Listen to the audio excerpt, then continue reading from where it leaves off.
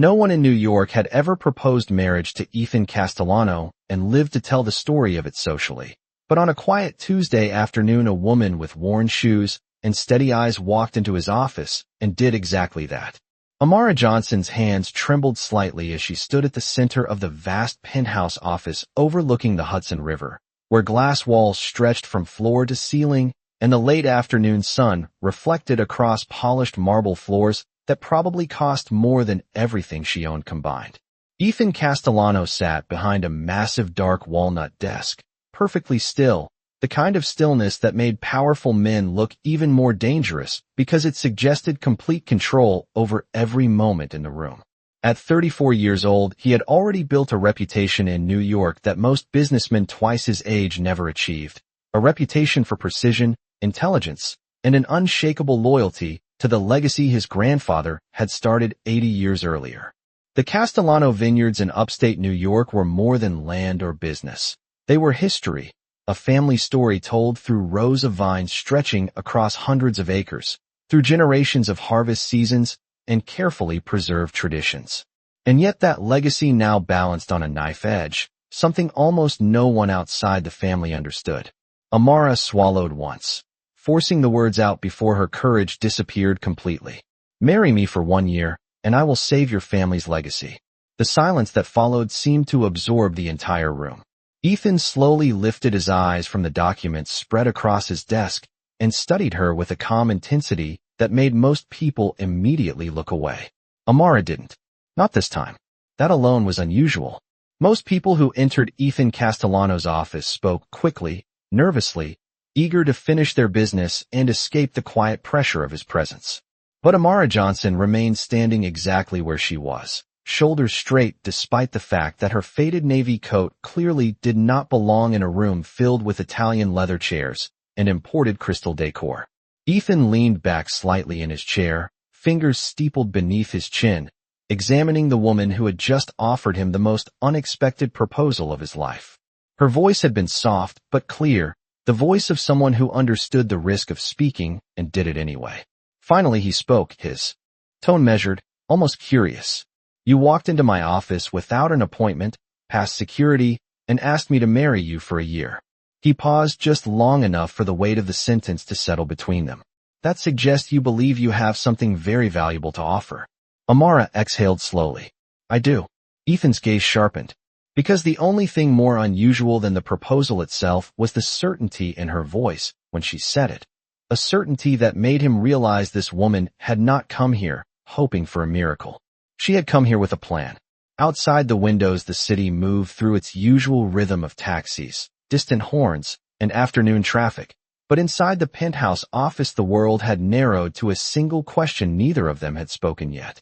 How could a woman like Amara Johnson possibly save the Castellano legacy? Amara Johnson could feel the weight of Ethan Castellano's attention the way someone feels the warmth of sunlight through glass. Quiet, but impossible to ignore. And for several long seconds neither of them moved as the city beyond the windows continued its ordinary afternoon rhythm, while the air inside the office seemed to tighten around a single unspoken question. Ethan slowly stood from behind his desk, tall enough that the sunlight from the skyline framed his shoulders in a pale glow. And when he stepped closer, his presence filled the room with a calm authority that had taken years to build and only moments to recognize. Most people lowered their eyes when he approached, but Amara remained steady even though her heartbeat had begun to race in her chest. "You said you could save my family's legacy," Ethan said quietly, his voice smooth and controlled like someone accustomed to choosing every word carefully. And he stopped only a few feet away from her. "The Castellano vineyards employ more than 200 people across nearly 500 acres of land in the Hudson Valley, and the business has survived recessions, market changes, and 3 generations of ownership." He studied her face as if measuring the truth behind her calm expression. "That kind of legacy does not collapse easily." Amara nodded once. "I know that." Ethan tilted his head slightly. "Then you also know that the Castellano family does not make decisions based on hopeful guesses. If you walked into this room claiming you can save it, you must understand exactly what you are talking about." The room remained quiet enough that Amara could hear the faint hum of traffic 30 floors below. She had rehearsed this moment for 3 days, repeating every word in her mind during subway rides and sleepless nights in her small Brooklyn apartment. Yet now that she stood face to face with the man whose name carried influence throughout New York's business circles, the reality of the moment felt heavier than any rehearsal.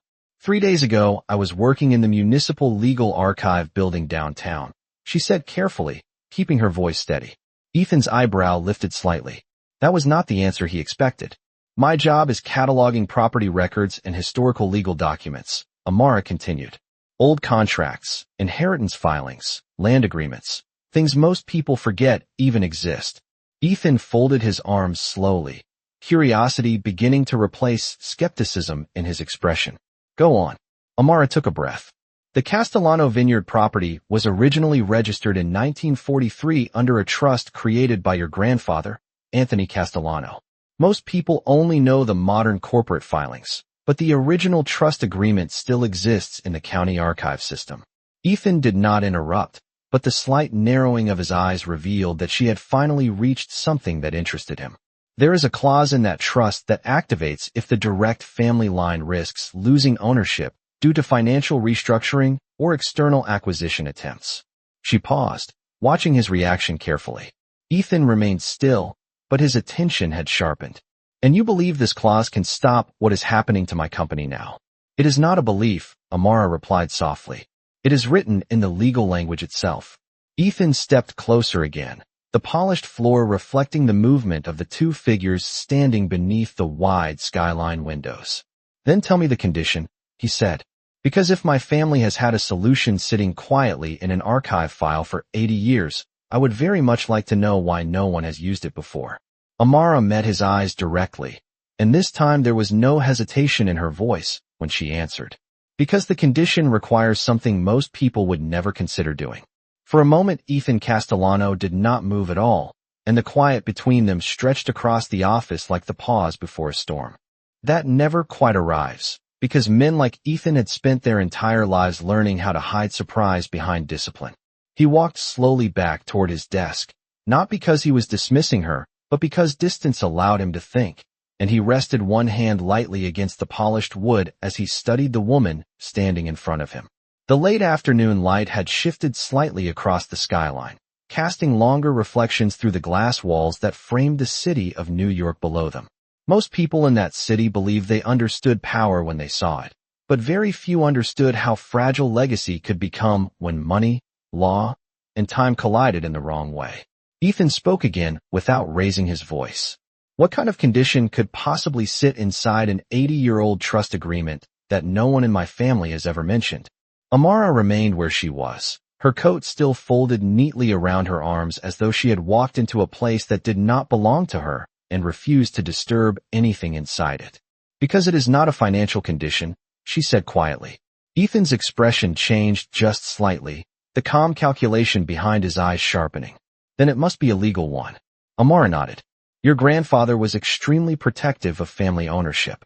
In 1943, he wrote a safeguard into the original trust agreement in case future generations ever risked losing control of the vineyard through corporate restructuring or external acquisition pressure. Ethan said nothing, but the fact that he was listening without interrupting meant she had crossed a line from curiosity into relevance. The clause states that if the Castellano estate faces transfer outside the direct family line, ownership can be secured by activating a family continuity provision. Ethan repeated the phrase slowly, tasting the legal language as if searching for its hidden meaning. Family continuity provision. Amara nodded again. It was written during a time when inheritance law worked very differently. The trust requires the acting heir of the Castellano estate to be legally married and maintaining a registered household within 12 months of the clause being triggered. Ethan's brow lowered slightly. That cannot be serious. Amara reached into the small leather folder she carried and carefully removed a photocopy of an aging document. The original file remains in the county archive, but this is an authorized copy. She stepped forward and placed the paper on the desk in front of him. The language is very precise. If the heir remains unmarried when the clause activates, the trust temporarily suspends individual control and allows external investors to restructure the estate property.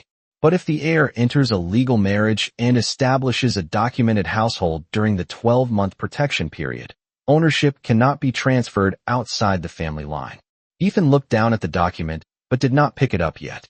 His grandfather had been many things according to family stories: stubborn, brilliant, cautious, but Ethan had never imagined that a single sentence written 8 decades earlier could suddenly matter again. He finally lifted the paper and read the highlighted section silently. When he looked up again, his expression had changed from skepticism to something much more focused. "You are telling me that the legal protection of my family's entire vineyard depends on whether or not I am married within the next 12 months. Amara met his gaze steadily. Yes. Ethan leaned back slightly, absorbing the reality of what she had uncovered. "And you walked into this office today because you believe you have a solution to that problem." Amara did not hesitate this time. "That is exactly why I came here." The office remained silent after Amara's final words, and for the first time since she had entered the penthouse, Ethan Castellano did not respond immediately, because what she had just described was not a simple legal technicality, but a structural key buried inside the foundation of his family's history. He walked slowly toward the wide windows overlooking Manhattan, the city stretching for miles beneath a sky turning pale gold as evening approached, and he folded his arms while considering the implications of what she had placed on his desk. In the distance, ferries crossed the Hudson River, and the movement of traffic looked almost peaceful from 30 floors above. Yet Ethan's thoughts moved quickly through years of decisions, contracts, and financial negotiations that had brought the Castellano vineyards to the edge of a complicated transition. When he finally turned back toward her, his voice carried the calm tone of someone used to solving problems others could not even see. "If what you are saying is accurate," he said slowly, "then this clause would require a legal marriage registered under state law and a shared household address, documented within the 12-month protection window." Amara nodded. "That is correct." Ethan studied her again, this time with a different kind of attention, the careful attention of someone measuring risk against possibility. "Do you realize how many people would benefit if my family lost control of that vineyard? Investors, competitors, corporations that have been trying to buy the land for 20 years. Amara did not move. "I know." Ethan walked back toward the desk and rested his hand on the photocopied document once more. "And you expect me to believe that a woman who catalogs legal files in a municipal archive discovered this clause before any attorney representing the Castellano family ever noticed it?" Amara took a slow breath before answering. "Most modern legal reviews focus only on updated corporate structures and financial filings. Very few people go back to the original trust language unless they are researching property history." Ethan considered that explanation quietly because it made uncomfortable sense. His family had employed excellent lawyers for decades, but even the best professionals sometimes overlooked the quiet corners of history where old documents waited without drawing attention to themselves. He looked at her again, and this time his voice carried a faint trace of curiosity beneath the skepticism. "Let us assume for a moment that the clause is real and enforceable.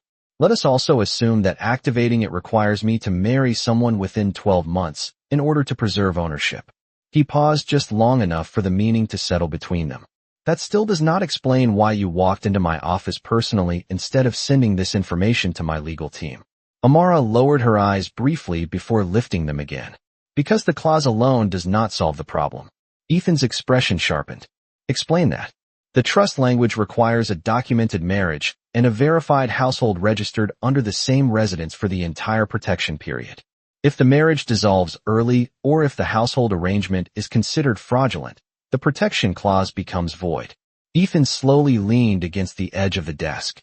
"In other words," he said carefully, "the marriage must appear legitimate." "Yes." Another quiet moment passed before he asked the question that had been building since the beginning of their conversation. "And where exactly do you fit into this solution you believe you have discovered?" Amara's hands remained steady now, the nervous tremor from earlier replaced by something stronger, a quiet determination that had carried her all the way into this room. "Because the only practical way to activate the protection clause quickly enough to stop the restructuring process is for you to marry someone immediately," she said. Ethan held her gaze. "And you believe that someone should be you." The words settled into the quiet office with a weight that neither of them could ignore, and Ethan Castellano remained completely still for several seconds as he studied the woman standing across from him. Because in his world, people did not simply walk into a powerful man's office and volunteer to become part of his personal life unless they had calculated every possible outcome first. The evening light outside the windows had begun to soften, casting long reflections across the glass buildings of Manhattan, but inside the room the air felt sharper, more focused, as though the city itself had paused to hear what would happen next. Ethan slowly straightened from the edge of the desk and walked a few steps closer again, his expression calm but unreadable. "You understand what you are suggesting?" he said quietly. "A legal marriage is not a symbolic gesture. It becomes a matter of public record, financial responsibility, and permanent association with the Castellano name." Amara met his gaze without stepping back. "Yes, I understand that." Ethan tilted his head slightly, as if examining a puzzle whose pieces did not yet make sense. "Then explain something to me. Why you? Of all the people in New York who might be willing to enter a temporary marriage agreement, why should I consider someone who until this afternoon was cataloging legal files in a government archive building?" Amara clasped her hands lightly in front of her, gathering the courage she had carried with her all day. "Because the arrangement has to appear real enough to survive legal review," she said carefully. "If you suddenly marry a well-known social figure or someone connected to your existing business network, investigators will assume the marriage is a strategic maneuver designed to protect the estate. That could invite legal challenges." Ethan said nothing, but the logic behind her explanation was impossible to dismiss. "But if the marriage appears unexpected," she continued, "if it involves someone outside the financial and corporate circles connected to the vineyard, then the trust clause simply reads as a personal life decision that happens to satisfy the legal requirement." Ethan slowly folded his arms. "In other words," he said, "you believe anonymity is the strongest disguise." Amara nodded once. "Yes." Ethan walked back toward the window again, looking down at the distant movement of the city streets as he considered the idea she had placed in front of him. Throughout his career, he had built strategies for protecting his family's legacy, negotiating contracts worth millions of dollars, navigating complex financial structures that most executives would never understand. Yet this solution, the simplest one, had appeared not from a boardroom or a law firm, but from a quiet woman who spent her days reading forgotten documents in an archive basement. When he finally turned back toward her, there was no anger in his expression, only a deep curiosity that had replaced the earlier skepticism. "And what exactly would you gain from this arrangement, Miss Johnson?" Amara hesitated for the first time since revealing the clause, and Ethan noticed immediately. "I am not asking for money," she said after a moment. That answer surprised him more than anything else she had said so far. "Then what are you asking for?" Amara took a slow breath. "Just 1 year of the arrangement as required by the trust clause. After the 12-month protection period ends, the marriage would be dissolved legally and both of us would return to our normal lives." Ethan's gaze remained steady. People do not risk entering a marriage with a stranger for nothing. Amara looked directly at him again. "I am doing it because your grandfather's vineyard should not disappear due to a technicality hidden in a document nobody bothered to read." Ethan Castellano did not answer immediately, and the quiet that followed Amara's explanation felt heavier than any argument she might have expected, because silence from a man like Ethan did not mean hesitation, it meant calculation. He walked slowly around the desk again, his footsteps measured against the polished marble floor, until he stopped a few feet away from her and studied her face with a focus that suggested he was examining far more than the words she had spoken. Outside the tall glass windows, the sky above Manhattan had begun turning a deeper shade of evening blue, and the lights from office towers across the river were flickering on one by one, reflecting softly across the room. Ethan had spent most of his adult life reading people in negotiations that involved millions of dollars, and he had learned that the smallest details often revealed the truth more clearly than long explanations. Amara Johnson did not carry the nervous energy of someone chasing an opportunity, and she did not look like a person who had rehearsed a clever speech hoping to impress a powerful man. Instead, she looked like someone who had spent days thinking about the consequences of what she was proposing and had decided to accept them anyway. Finally, Ethan spoke, his voice quiet but direct. You expect me to believe that your only motivation is protecting a vineyard you have never worked in and a family you have never met. Amara did not flinch under the question. I expect you to believe that some things are worth protecting even if they do not belong to you, she answered. Ethan watched her carefully, and for the first time there was a trace of something unfamiliar in his expression, not amusement and not suspicion, but curiosity mixed with respect. That is a rare way of thinking in this city, he said. Most people who walk into my office are asking for money, contracts, or favors. Amara gave a small, almost nervous smile. I already have a job, she said quietly. It may not pay much, but it is honest work. Ethan looked down briefly at the document on his desk again, then back at her. If this arrangement happened, it would not be private. The Castellano name appears in financial publications, property reports, and social announcements. A marriage would be noticed. Amara nodded. I understand that. People would ask questions about you. Your background, your family, your life. They would examine every detail to understand how someone like you suddenly became connected to someone like me. She held his gaze steadily. My life is not complicated enough to hide anything. Ethan leaned slightly against the desk again, considering the strange situation unfolding in his own office. In a world where complicated strategies usually require dozens of advisors and weeks of planning, the possibility of protecting his family's vineyard might depend on the calm determination of a woman who had simply read an old document carefully enough to notice what everyone else missed. After a moment, he spoke again. If this marriage existed for 1 year, as you suggested, the trust clause would protect the vineyard from outside acquisition during that time. Yes, Amara said softly. And after that year ends, the protection clause would remain in place permanently once the continuity condition has been fulfilled. That is how the document is written. Ethan nodded slowly, meaning the vineyard would belong to the Castellano family again without risk of corporate takeover. Exactly. Another long silence settled between them before Ethan finally asked the question that mattered most. If we did this, Ms. Johnson, do you understand that our lives would become legally connected for 12 months? Amara answered without hesitation this time. Yes. Ethan studied her for one last moment before speaking again, his voice calm but firm. Then the first step would not be a wedding. It would be the truth. Because before I even consider an arrangement like this, I need to know exactly who you are. Amara Johnson remained standing in the center of the office as Ethan's final words settled into the quiet room. And for the first time since she had walked through the door, she allowed herself a small breath of relief, because his response meant he had not dismissed the idea outright. Outside the glass walls, the evening skyline of Manhattan had fully awakened, thousands of office lights glowing across the river like a second constellation beneath the darkening sky. But inside the penthouse, the atmosphere remained calm and focused as Ethan Castellano waited for an answer that would determine whether the conversation continued or ended. Amara slowly removed her coat and folded it neatly over the back of the chair beside her before speaking again. Not because she wanted to appear comfortable, but because she understood that men like Ethan respected people who did not hide behind nervous habits. My name is Amara Johnson, she said steadily. I am 28 years old, and I work as a records catalog specialist for the New York Municipal Legal Archive on Lafayette Street. Ethan listened without interrupting, his posture relaxed but attentive as she continued. My mother lives in Baltimore and teaches public school.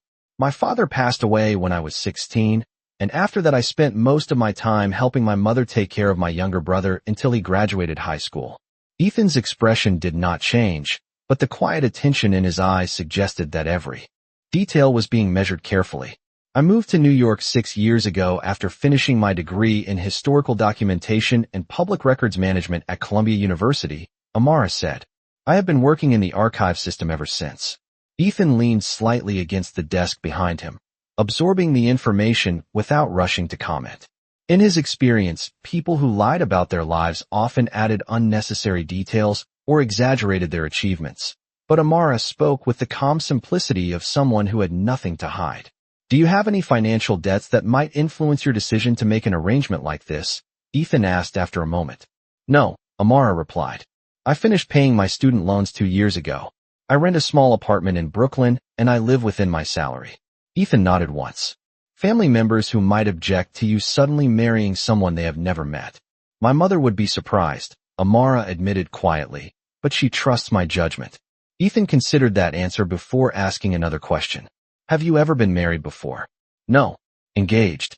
No.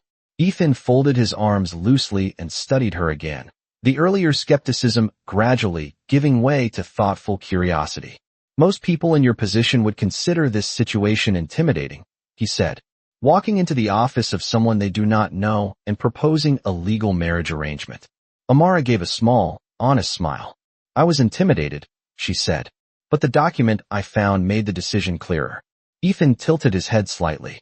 Clearer in what way?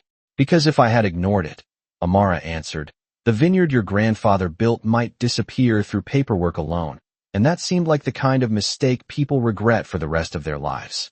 Ethan remained silent for several seconds, and the quiet again filled the room as the city lights reflected softly against the polished floor.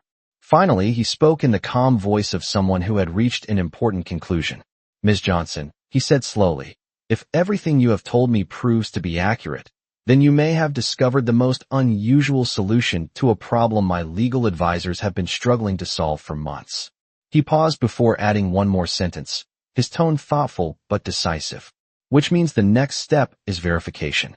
The quiet in Ethan Castellano's office lingered for several seconds after he spoke the word verification, and Amara Johnson understood immediately that this was the moment where her idea either became a real possibility or disappeared like an unusual conversation that would never be mentioned again. Ethan moved behind his desk and pressed a small button on the intercom built into the polished surface, his movements calm and precise the way someone behaves when they are accustomed to making decisions that ripple far beyond the room they are standing in. Within a moment, a voice answered softly through the speaker. Yes, Mr. Castellano. Please ask Daniel Harper to come to my office, Ethan said, and bring the legal continuity file for the Vineyard Trust. There was a brief pause before the assistant responded. Right away, sir. Ethan released the button and looked back toward Amara, who remained standing quietly near the chair where she had placed her coat. Most people who entered this office left within a few minutes, he said calmly. But you walked in with information that could affect a family legacy built over 80 years. That deserves a careful look. Amara nodded once. That is all I was hoping for. Ethan studied her again, not with suspicion but with the focused curiosity of someone trying to understand a puzzle that had appeared without warning in the middle of a carefully organized plan. You mentioned the original trust was written in 1943, he said. That means the clause would still be governed by the original language unless it was formally amended later. Amara nodded again. I checked every amendment filed since then. None of them altered the continuity provision. Ethan's expression showed the faintest hint of approval. You were thorough. Amara did not answer, but the quiet confidence in her posture said enough. A few minutes later, the door opened softly, and a tall man in his early 40s stepped inside, carrying a leather folder and a tablet computer. Daniel Harper had served as Ethan's chief legal advisor for nearly a decade, and he understood immediately from the atmosphere in the room that something unusual was happening. You asked for the continuity file, Daniel said as he approached the desk. Yes, Ethan replied, gesturing toward the photocopied document lying on the desk. I want you to review something Ms. Johnson discovered in the original Vineyard Trust. Daniel glanced briefly at Amara before picking up the document and adjusting his glasses as he began reading. The highlighted section. The room became quiet again as the attorney studied the legal language carefully, and Amara could hear the faint rustle of paper as he turned the page. After nearly a minute, Daniel looked up slowly, his expression thoughtful rather than surprised. Where did you find this clause? He asked. In the municipal archive system, Amara replied. Daniel nodded slightly, as if confirming something in his mind. It appears authentic, he said. I have reviewed the updated trust summaries for years, but the original language is rarely consulted unless there is a historical dispute. Ethan folded his arms calmly. And does the clause function the way she described? Daniel looked back at the document, and then toward Ethan. On the surface, yes. The continuity provision would temporarily block external restructuring if the acting heir established a legal marriage and registered household during the protection period. Ethan remained silent for a moment before asking the obvious question. Could it protect the vineyard from the acquisition process currently being prepared by the investors? Daniel considered that carefully. If the clause is activated correctly, and verified through proper documentation. It could delay or even prevent the restructuring entirely. Ethan glanced briefly toward Amara, and for the first time since she entered the office, there was no skepticism left in his expression, only the quiet realization that the unusual idea she had carried into this room might actually work. Daniel Harper remained standing beside Ethan's desk with the document still in his hand, reading the highlighted clause again as if the meaning might change the second time, but the language remained exactly as Amara Johnson had described it. The office lights had dimmed automatically as evening settled over Manhattan, and the glass walls now reflected the interior of the penthouse like a quiet mirror where three people stood around a single piece of paper that suddenly carried enormous importance. Ethan watched his attorney carefully because Daniel was not a man who reacted dramatically to legal discoveries. Yet even his calm expression showed that the clause was more than a historical curiosity. If this provision is valid and properly activated, Daniel said slowly, it creates a legal barrier that forces any restructuring attempt to pause until the continuity condition is satisfied. Ethan folded his arms thoughtfully, which means the acquisition group cannot move forward if the trust recognizes a lawful marriage under the heir's household registration. Daniel nodded. That is correct. However, the process would require documentation, residency verification, and public record filings that must withstand scrutiny from opposing legal teams. Amara listened quietly as the two men discussed the implications, her presence in the room still unusual but no longer ignored. Daniel finally looked directly at her again. You mentioned that the continuity period lasts 12 months. That means the marriage must remain active and legally recognized during the entire protection window. Yes, Amara replied calmly. The document specifies 12 consecutive months. Daniel glanced toward Ethan before continuing. In practical terms, that means the household address must be shared, financial filings must acknowledge the marriage, and there can be no indication that the arrangement is artificial. Ethan considered that silently for a moment while looking out at the city lights spreading across the river like distant stars. For years he had protected his family's vineyard through careful business decisions, strategic partnerships, and legal planning. Yet the solution that now sat on his desk depended on something far simpler and far more personal than any corporate strategy. When he turned back toward the desk, his voice was calm but decisive. Daniel, if we confirm the clause through the original archive record, how quickly could the continuity provision be activated? Daniel thought for a moment before answering. The marriage would have to be registered immediately and the household address documented within the county record system. If the paperwork is filed properly, the trust could recognize the continuity condition within a few weeks. Ethan nodded slowly. And during that time, the investors preparing the acquisition would be legally prevented from finalizing the restructuring. Correct, Daniel said. However, once the marriage is recorded, the arrangement will become public information. Anyone monitoring the vineyard's legal status will see it. Ethan's gaze shifted briefly toward Amara, who remained standing calmly beside the chair where her coat rested. The situation had changed dramatically in only a few minutes.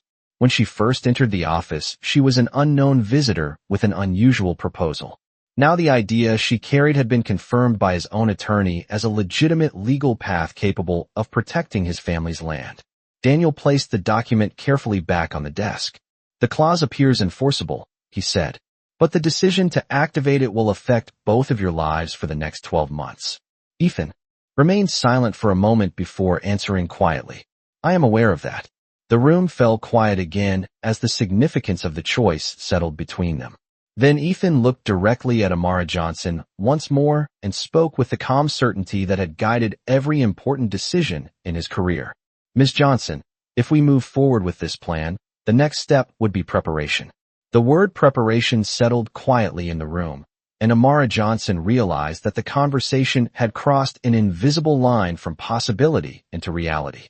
Ethan Castellano walked slowly back toward the wide windows overlooking Manhattan, his hands resting lightly behind his back as he looked down at the river reflecting thousands of evening lights.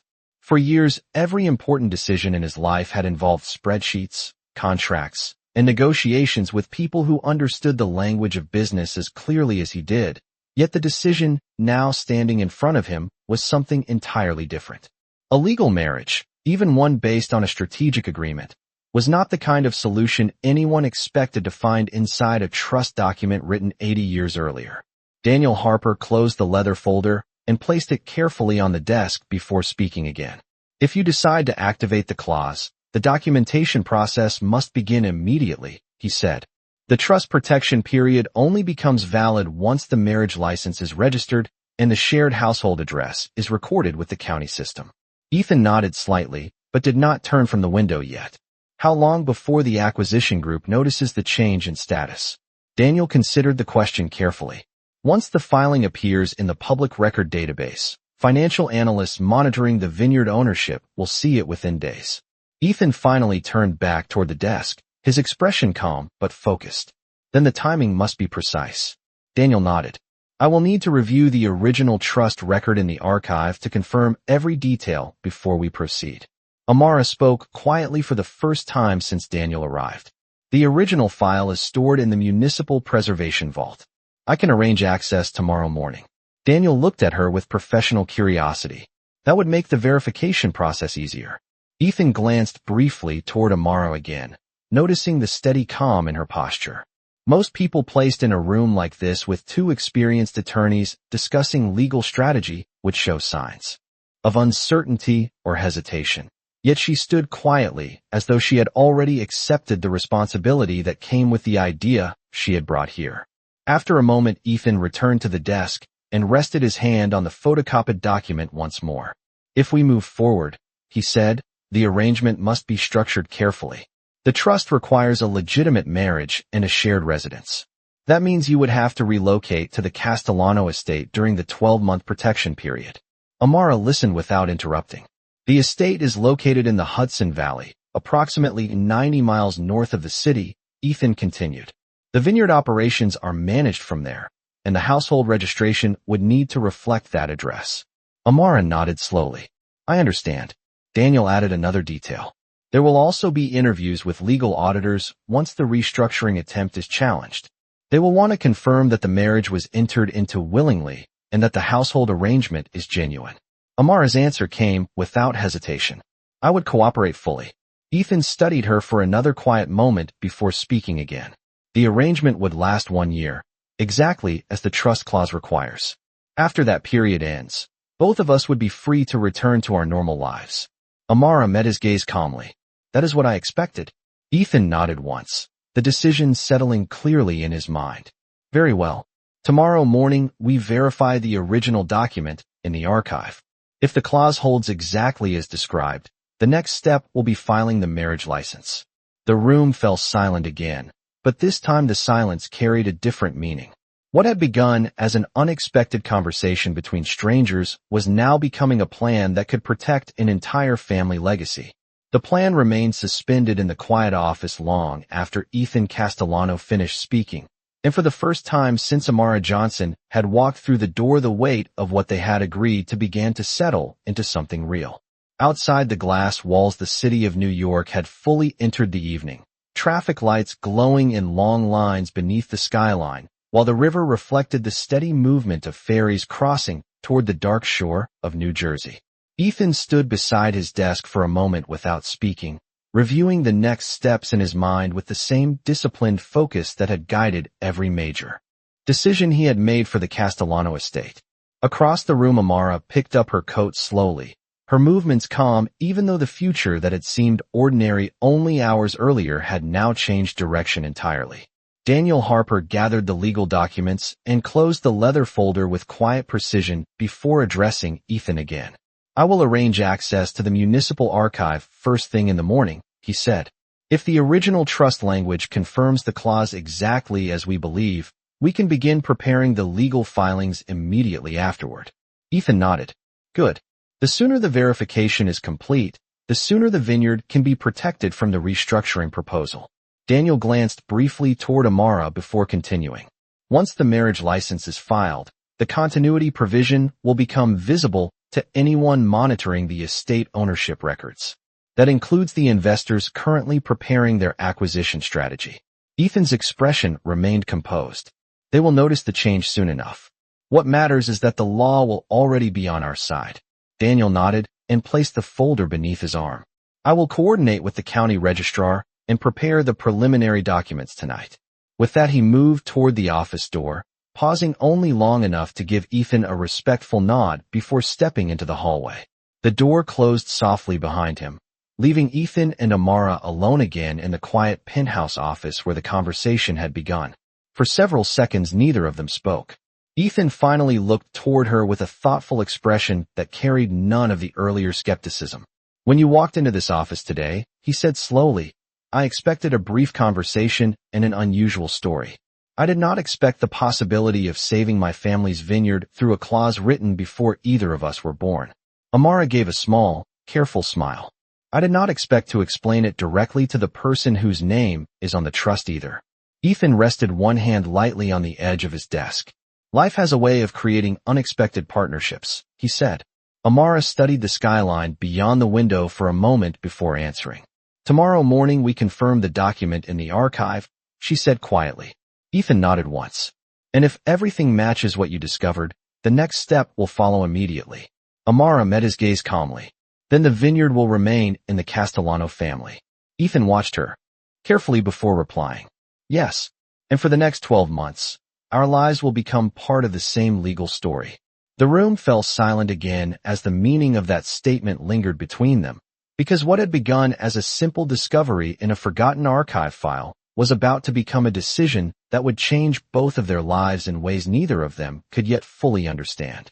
The night had grown deeper by the time Amara Johnson stepped out of Ethan Castellano's office, yet the quiet that followed her departure remained inside the room long after the door closed softly behind her. Ethan stood near the glass wall overlooking Manhattan, watching the lights stretch endlessly across the city as if every building carried a separate story unfolding at the same time. For most people, the evening meant the end of another ordinary day, but for him the day had quietly transformed the future of the Castellano estate in a way no board meeting or financial negotiation had managed to do. He remained there for several minutes without moving, replaying the conversation in his mind with the same disciplined attention he used when analyzing complex business strategies. A woman he had never met before had walked into his office carrying nothing more than a document and a quiet determination. Yet that single discovery might preserve the vineyard his grandfather had built with decades of patience and belief. Ethan finally turned away from the window and returned to his desk, where the photocopied page from the trust document still rested beneath the soft glow of the desk lamp. The legal language was simple but powerful, written in careful sentences by a man who had clearly believed that the future of his family required more than financial success. Anthony Castellano had built the vineyard during a time when tradition and family continuity meant everything, and the clause he placed inside that trust now waited quietly for someone willing to understand its meaning. Across the river, the lights from passing ferries moved slowly through the dark water, and Ethan allowed himself a rare moment of reflection before speaking quietly into the empty office. "Tomorrow we confirm the truth," he said softly. At that same moment, several miles away in a modest apartment building in Brooklyn, Amara Johnson unlocked the door to the small space she had called home for the last 3 years. The apartment was simple and orderly, filled with shelves of books and neatly stacked folders that reflected the careful habits of someone who spent her days surrounded by historical records and forgotten documents. She placed her coat over the back of a chair and stood for a moment in the center of the room, allowing the quiet to settle around her just as it had in Ethan's office. The city outside her window was still alive with distant traffic and late evening conversations drifting upward from the street below, but inside the apartment everything felt calm and strangely unreal. Earlier that afternoon, she had been cataloging property records in a quiet archive building, expecting nothing more than another routine day among thousands of historical documents. Now she was part of a plan that could determine the future of one of the most respected vineyards in the Hudson Valley. She moved to the window and looked out at the distant skyline, where Ethan Castellano's office tower rose among the other buildings like a silent witness to the decision they had made. The plan was simple in theory, but it required trust between two people who had only known each other for a few hours.